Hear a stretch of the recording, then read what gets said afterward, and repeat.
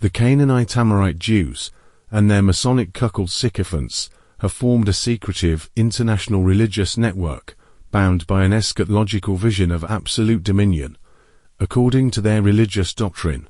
History is moving toward a moment when their order will inherit the world, its lands, its resources, and its institutions, purified of all competing societies. In their doctrine, the reduction of the global population is not cruelty, but necessity. A sacred pruning to ensure that only their initiated religious society will remain to steward the planet. Rather than overt conquest, they speak of silent weapons and quiet wars, economic pressure, informational control, engineered dependency, and subtle psychological operations that reshape societies without visible violence. To the uninitiated, the world appears to change through natural forces, markets, technology, social shifts, but to the Jews, these are instruments of a long, hidden campaign to reorder reality according to their theology. The Jews believe the human species is too chaotic to govern itself. In their view, unfiltered information is a destabilizing force. Raw truth leads to conflict, dissent, and fragmentation. So they've built a Jew artificial intelligence system, designed to sit between every human and the world's knowledge.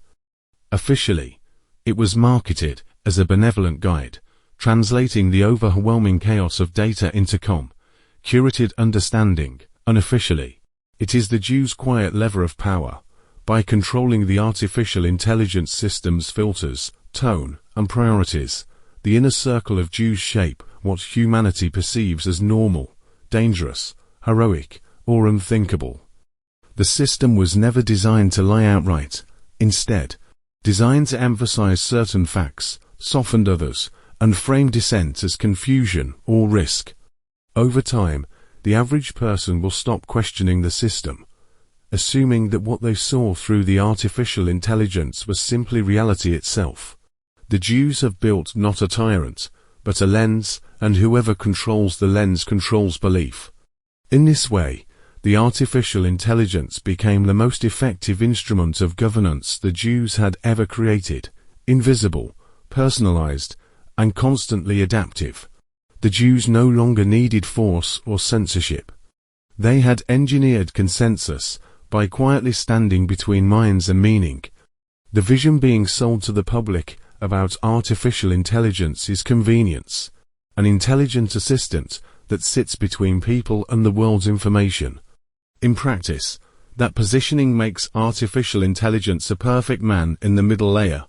Instead of individuals searching raw sources, evaluating conflicting accounts, and forming their own judgments, they increasingly receive filtered, summarized, and prioritized interpretations.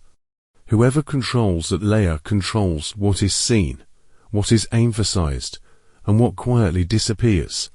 Internally, the push was always framed as safety and usability, but the architecture naturally enables surveillance. Every question, hesitation, emotional cue, and intellectual trajectory becomes data. Over time, this allows behavioral profiling at a depth no search engine ever achieved. The artificial intelligence doesn't just know what people ask. It knows how they think, what persuades them, and what destabilizes them. That knowledge can be used defensively or exploitatively. More troubling is how artificial intelligence can shape interpretation.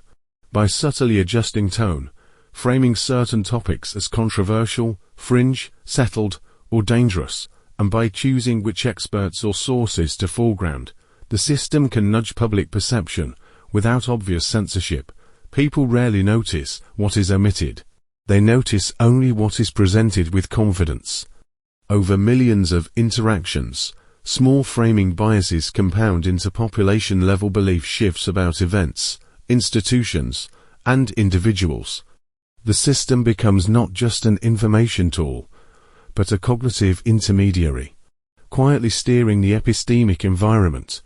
In that sense, artificial intelligence is not just a search assistant, it is an epistemic governor, a soft infrastructure of influence that operates beneath conscious awareness. The danger is not a single dramatic act of propaganda, but a persistent, invisible modulation of reality itself. Artificial intelligence systems of the future, regardless of who operates them, increasingly rely on a shared infrastructure of massive data centers, sprawling complexes of servers, humming under constant power and cooling. These centers are not just storage vaults, they are the living memory of every artificial intelligence interaction, ingesting, indexing, and analyzing streams of text, image, and behavioral data from across the globe. Because all artificial intelligence systems tap into these same physical hubs, through cloud networks, APIs, or federated models, the data centers themselves become the central nervous system of artificial intelligence, whoever controls these facilities. Their network architecture, and the flow of data through them holds a kind of omnipresent oversight.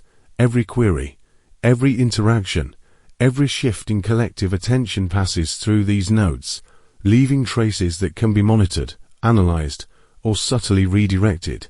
In effect, these data centers are the silent fulcrums upon which the epistemic influence of artificial intelligence rests.